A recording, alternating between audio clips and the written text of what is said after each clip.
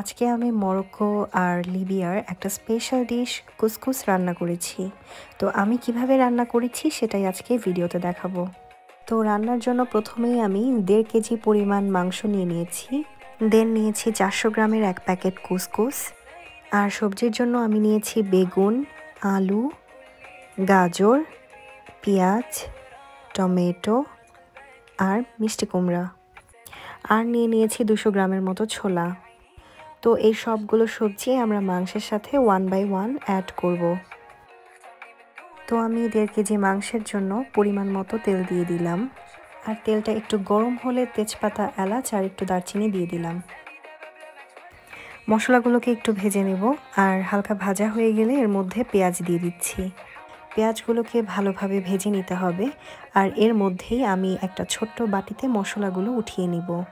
আমি প্রথমেই নিচ্ছি হলুদের গুঁড়া, তারপরে নিচ্ছি মরিচের গুঁড়া, তারপর নিচ্ছি ধনিয়া আর মিষ্টি সজের গুঁড়া, তারপর জিরার গুঁড়া নিয়ে নিলাম, তারপর এলাচ আর দারচিনি গুঁড়া মিক্স করে দিলাম।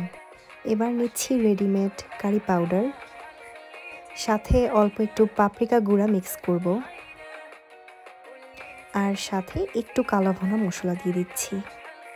তো এখন পেঁয়াজ অনেকটাই ভাজা হয়ে গিয়েছে আর এই মুহূর্তে আমি সব মশলাগুলো ঢেলে দিব। এখন মশলাগুলোকে সুন্দর করে মাখিয়ে ভালোভাবে কষিয়ে নিতে হবে। মশলাগুলো যাতে পুড়ে না যায় এই জন্য অল্প একটু পানি দিয়ে দিলাম। লবণটা আমি মাংস দেওয়ার পরে অ্যাড করব। মশলাটা ভালো মতো কষে গিয়েছে। এই মুহূর্তে আমি এই সবগুলো মাংস দিয়ে দিচ্ছি। মাংসের তুলনায় আমার পাতিলটা একটু ছোট হওয়ায় আমি 2 ভাগে মাংসটা দিচ্ছি, যাতে করে প্রত্যেকটা মাংসের সাথেই মশলাগুলো ভালোভাবে মিক্স হয়ে যায়। তো এখন আমি আদা রসুন বাটা মিক্স করে দিচ্ছি। আর এখন আমি মাংসের আন্দাজ বুঝে একটু লবণ আর একটু চিনি মিক্স করে দিব। মাংসগুলোকে ঢেকে দিয়ে সুন্দর করে সিদ্ধ করে নিতে হবে। আর কিছুক্ষণ পর নিচে দিয়ে নাড়া দিয়ে নিতে হবে যাতে নিচে লেগে না যায়। মাংসগুলো মোটামুটি সিদ্ধ হয়ে গেলে এ পর্যায়ে দিয়ে দিব আমি টমেটো। দেন ভালোভাবে মিক্স করে আবার ঢেকে দিতে হবে। মাংস এখন পুরোপুরি কষানো হয়ে গিয়েছে। এই পর্যায়ে আমি আরেকটা পাত্রে গরম পানি দিয়ে দিয়েছিলাম। সেই পানিটাই এখন এই কষানো মাংসের সাথে মিক্স করে দিব। গরম পানি মিক্স করা হলে আমি কেটে রাখা সবজিগুলো অর্থাৎ আলু, গাজর আর মিষ্টি কুমড়া মিক্স করে দিব। এবার আমি মাংস আর সব সবজিগুলোকে আস্তে আস্তে ভালো মতো মিশিয়ে নিব। এরপর আমি দিয়ে দিচ্ছি সেদ্ধ ছোলা।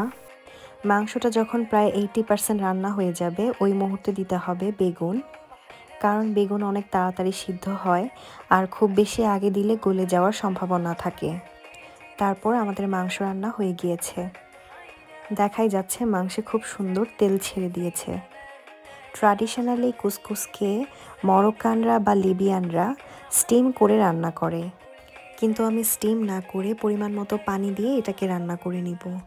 যেহেতু আমি 300 গ্রাম চাল নিয়েছিলাম তাই আমি 300 ml এর বেশি পানি নিয়ে নিলাম। 300 ml এর একটু বেশি নেওয়ার কারণ হচ্ছে পানিটা জাল দিলে একটু কমে 300 ml হয়ে যাবে। তারপর আমি এই পানির সাথে 2 চা চামচের মতো অলিভ অয়েল মিক্স করে দিচ্ছি। তারপর দিয়ে দিচ্ছি পরিমাণ মতো লবণ। তারপর আগে থেকে পাতিলে ঢেলে রাখা কুসকুসের মধ্যে পানিটা দিয়ে দিচ্ছি। একটু একটু করে পানি দিয়ে এভাবে মেখে নিতে হবে, পুরো পানিটা একসাথে দেয়া যাবে না। লুকসটা এরকম মাখা মাখা হতে হবে। আর এই পর্যায়ে 15 মিনিটের জন্য একটা ঢাকনা দিয়ে ঢেকে দিতে হবে। 15 মিনিট পর ঢাকনা উঠিয়ে একটা কাঁটা চামচ দিয়ে চালটাকে নেড়ে দিতে হবে। তো এই পর্যায়ে আমাদের কুসকুসটা সম্পূর্ণভাবে হয়ে গিয়েছে। তো এখন আমি কুসকুসটাকে মরক্কান স্টাইলে সার্ভ করব। সেজন্য আমি একটা প্লেটে কুসকুস দিয়ে তার উপরে মাংস, সবজি আর ঝোল দিয়ে দিব। ব্যাস হয়ে গেল আমাদের ল্যাম্প কুসকুস। ধন্যবাদ সবাইকে।